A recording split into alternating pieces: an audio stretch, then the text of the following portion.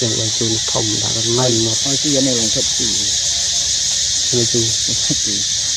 nhưng mà chú lâu lại một lô bi mười thông thông lên vật cho nó chưa như thế này chú chẳng đặt tập tập yang baik tu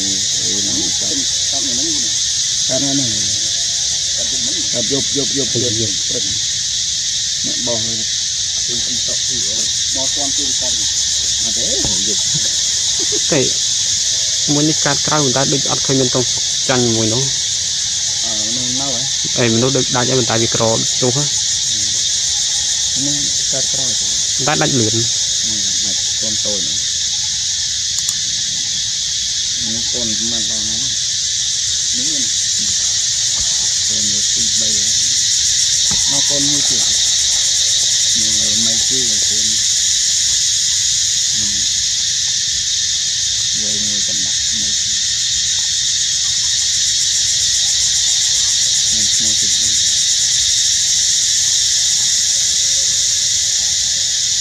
nó đi được nó đặt đi mà ô con đi một sạp mình nói về Sirika nó mình năm mươi Sirika Bella ấp thủy rồi cái này là tiền ai đấy mình không biết quá hay cái này ô toàn tôi mà họ tự tải mình giờ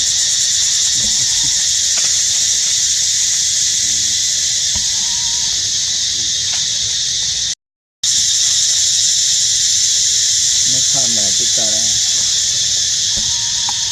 nó phải chia bay buồn chứ ô nó giật là bùm bông bông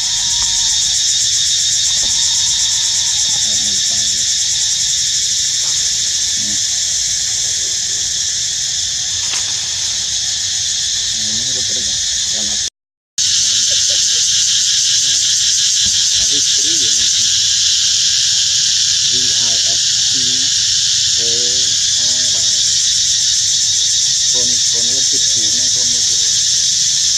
không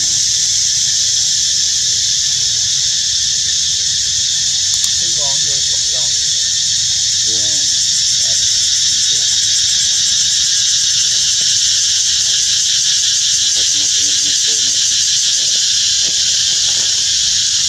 đang thở em mê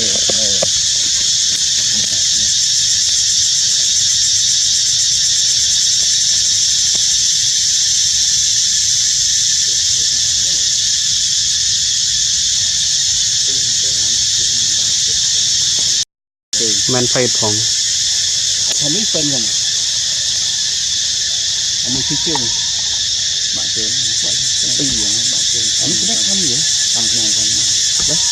làm cái này mua phụ crom sang sao này tập cái là phụ nên mới là phụ nó tập cái là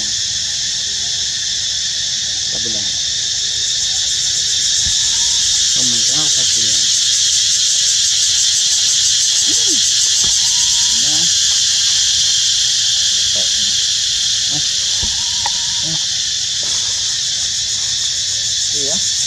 ya chặt bàn nó ăn gì cắt làm tấm man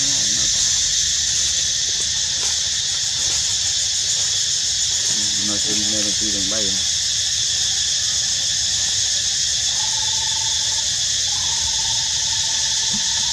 bên trong không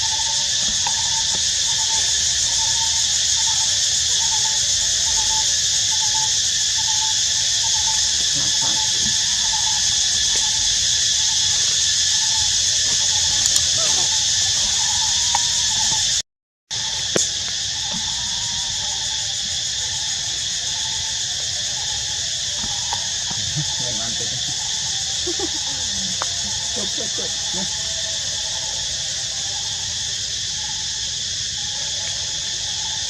cây xoay này